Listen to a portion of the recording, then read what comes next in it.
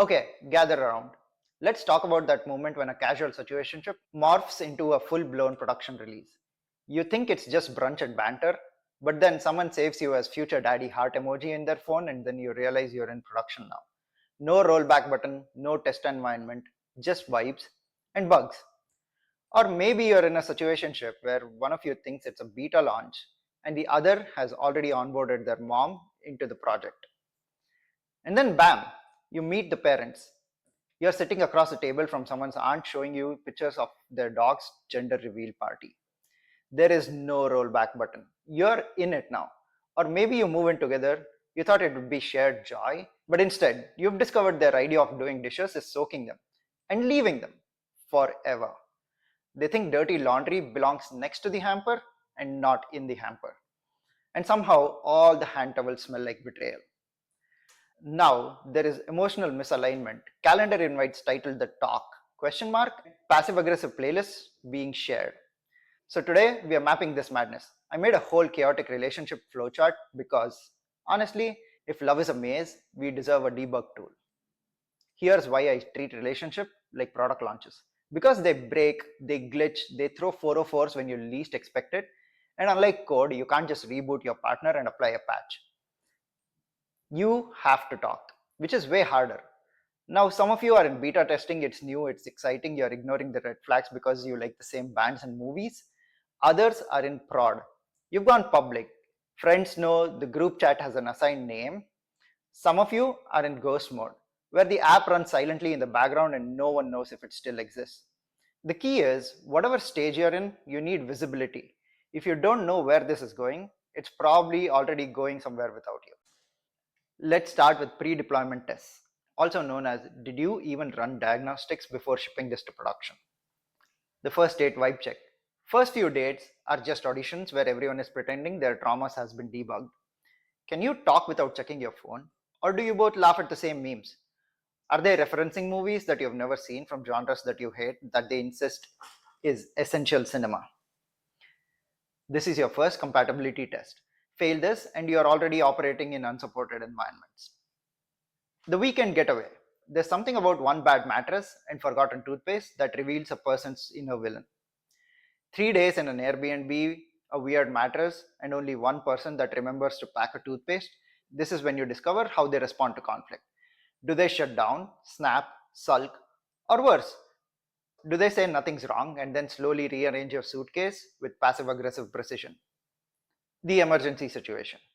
When you're half dead under a blanket and they say you'll be fine while opening your hot ones, that is a sign. One of you will get sick, the other one has to care. Is it soup and forehead kisses? Or are they over it after 20 minutes and suddenly they have to catch up on emails while you are dying of the flu? Or they're caught watching Shark Tank reruns. Step 2, you're moving forward. Love is in the air, so is delusion. Meeting the parents is a major upgrade. You meet their family, someone calls you the wrong name, their aunt keeps asking when is the wedding, and you're like, we just met last month. This node, it's the danger zone. You are now in a live environment. Stakeholder opinions will be loud and unfiltered. Moving in together, you thought living together would be cute. And it is, until you realize they use 2-in-1 shampoo and their idea of cleaning is spiritual. If you've never seen another person microwave fish at 8 a.m., you don't know true chaos. You wanted couples Pinterest vibes and ended up managing a co-living space with zero cleaning policies and one shared loofah. Going public. Posting that couple selfie, congratulations. You went to production with external logging. Friends, co-workers, exes, they all have eyes on this release. One wrong emoji and it's a severity 1 incident. Once you post that selfie, it's not just a relationship, it's monitored release with public feedback and a soft launch on Instagram stories. The path divergence. This is not linear. Now from here, your relationship can fork in many directions. The friends with benefits situationship path. We're not labeling it, but I panic if they don't text me back within 7 minutes. You're basically in prod, but with no uptime guarantees. You're logging your incidents, but nobody is assigning ownership. This is the software equivalent of shadow IT. When this goes well, you both set expectations, talk honestly, and nobody pretends to not care when they clearly do. When this goes poorly, you are on your fourth situationship retrospective, wondering why they ghosted you when you sent them a Spotify playlist and a TikTok about duck mating habits. Also, they ghosted you after you sent them a duck mating habit TikTok, which, to be fair, might be the bug that broke the back end. Ghosting isn't just about disappearing, it's about emotional offboarding with zero documentation.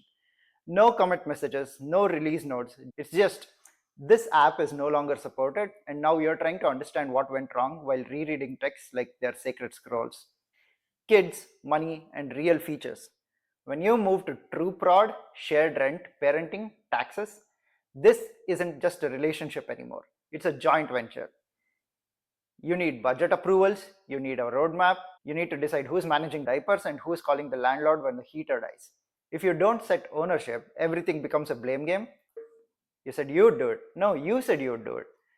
This is why tracking exists for accountability and screenshots. Manage it like a PM. Number one, acknowledge the issue. Sometimes you just have to say, hey, this isn't going according to plan. Something's off. You don't need a whole therapy session, just say it. Open the ticket. Ignoring issues is like pretending that the weird smell in your car will go away on its own. It won't. It'll grow. It'll grow into a really bad metaphor like this. Step 2. Clarify the ask. Are we actually mad about the dishes, or are we mad that I did not say thank you for cooking? You can't fix what you don't name. And if you are fighting about chores, you're probably also fighting about being seen, heard, and appreciated. The dishes are just the delivery mechanism for disappointment. Provide perspective. This is a bug, not a shutdown. Let's fix it. No one likes escalations. Reframe the issue before it becomes a PR disaster. Sometimes you just need to say, I love you. I'm annoyed, but I still love you. That alone diffuses 80% of the emotional outages. Set expectations. All right, new rule. We don't leave socks in the sink, like ever. And if something's bothering us, we say it. Set some service level agreements. Do not assume that mind reading is a feature.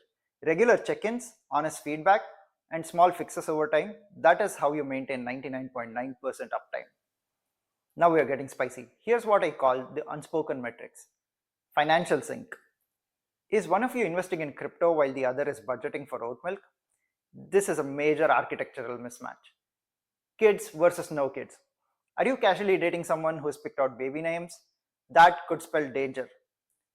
And no, that's not just your future kid's middle name. It is unexpected scope creep, something you've not planned for at all. Friends versus friends with benefits. Just because you high-fived after fun times doesn't make it a casual arrangement. Unless you both say it out loud, it's not alignment, it's false positives. The ghost protocol. If they vanish on you without a word, come back saying, sorry, been busy. That's just because somebody hotter vanished on them, just like the snaps they used to send you. You don't need a response framework, you need a deprecation notice. Where are you on this map? You might be at the breakup debrief, prepping for a soft delete, a glow up plan, or planning your emotional rebrand. Or you might be in stable prod, enjoying a 6-month bug-free streak. You might be on on-call rotation, managing crisis with a partner who shows up wherever you are. The chart does not tell you what to do. It is to show you that you have a choice. And you can always debug, roll back, or rebuild. Subscribe before you ghost yourself. Look, love is messy. It's chaotic. That doesn't mean that it has to be unmanaged. So grab a flowchart, build your own version in whatever tool makes sense to you. Paper, Notion, Lucidchart, the fridge, the window on Harvard campus where Zuck and his friends wrote the matching algorithm for Facebook. Just don't run a relationship with no event logging, no alerts, and no rollback plan. And whatever you do, do not ignore the red flags just because the UI is cute. If something breaks, that's okay. You know how to fix it or walk away. Schedule a one-on-one with your heart, hit subscribe, hit like, and if your partner is still leaving their toothpaste on the kitchen counter for some weird reason, maybe it's time for a new release.